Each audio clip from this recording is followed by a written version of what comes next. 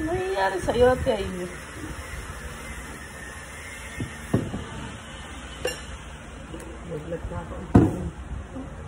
Bakit naman ito yung...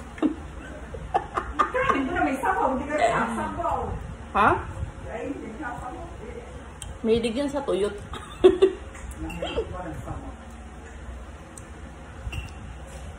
Ba't yun nagsasabaw, Ate Ivy?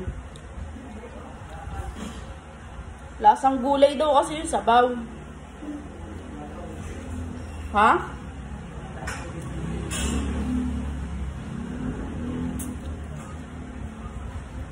Eh di ba hindi kumakain ng gulay? Ha?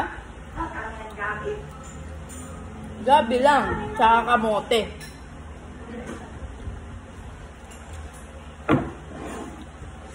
Kung ano lang yung mga gulay sa bundok.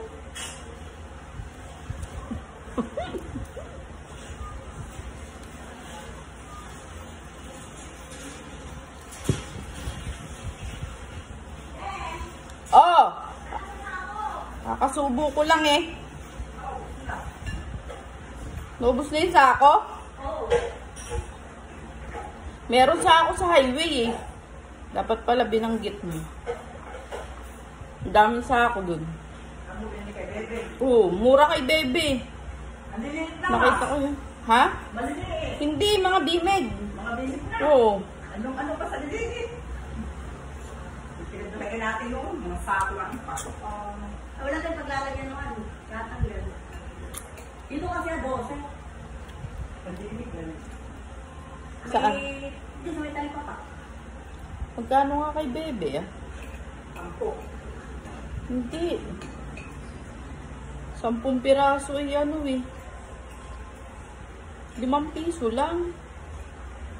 Mura ka naman. Dito rin kami nabili 12. Tapos isa is yung bimeg. Ay, may pesa simutan na sa mga basura sa alabang. Ay, kasi may mga bago. Hinuhugasan. Lugasan ay. Bago kasi yung sako, ano, sayang naman. Walang iba? Wala. Kakapon namin. Kasi Yan naman kami katapon. nabili rin sa talipapa.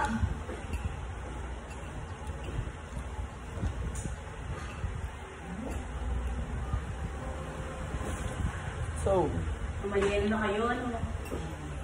maglagay ka nga dyan, ice for sale. Ay, for sale. Ano nga, sa mga doon, hindi pag-bili lang. Kasi sa atin, masipag yung gumawa ng yelo. Dami, hindi may yelo. Pag Ha? may ginagamit din namin. Makikuha nga ako ng baso, Tebeng. Sabi sa akin sa akin kanina yan. Anak. Dapat ay hindi na niya ibibigay yung benta dito ng ano. Kasi hati-hati naman doon kayo doon. Pwede naman, basta papapirmahin nga dun sa ano. Sa Eh, sabi notebook. ko, mag-usap-usap na lang kayo magkakapatid. Kasi hindi ko rin alam yun. Ano yun, walang hangganan. Hindi naman pwede yung ganun. Sabi, wala akong alam doon. Yung tao, pag kumuha ko dun sa kanya, divide din. Hindi naman. Kaya nga dapat yan, kaya kwentahin talaga yung laman ng tindahan. Ayun, ang dapat niya kwenta niyo na para alam niya kung magkano. Nakano ko ba? Siyempre, babawasan din yung papasunod doon kay Minecraft. Abay pati sila ng pagtulong para Kaya nga dapat niya kwenta niyo yun. babawasan din yung siyempre yung susunod di solo.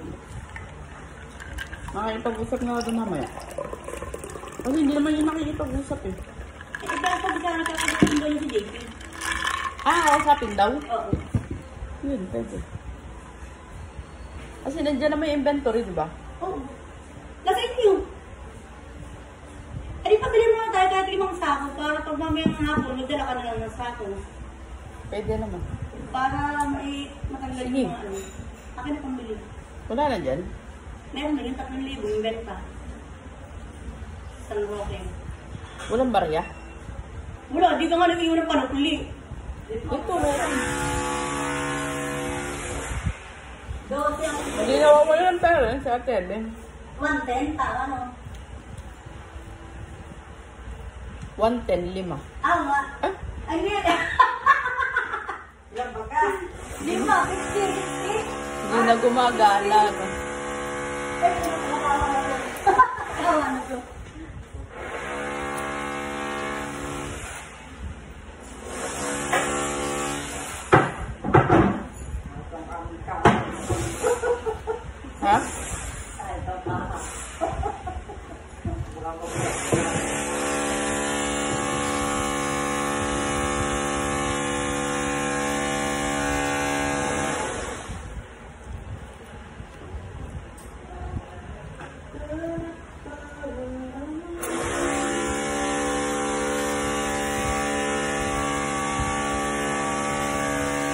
Sarap. Ba't ang asim na to? Ano ba to? Paksiw? Sabi at dahil po pagbubuhat. Ha? Sabi ka. Kaya hindi nila pinupuno. Sa niya tatawag dapat ito may tatawag. Ang karpintero naman, sanay yan sila. Doon daw sa may kanya Ate Mayra. Sabi ni Ate Mayra, pwede daw.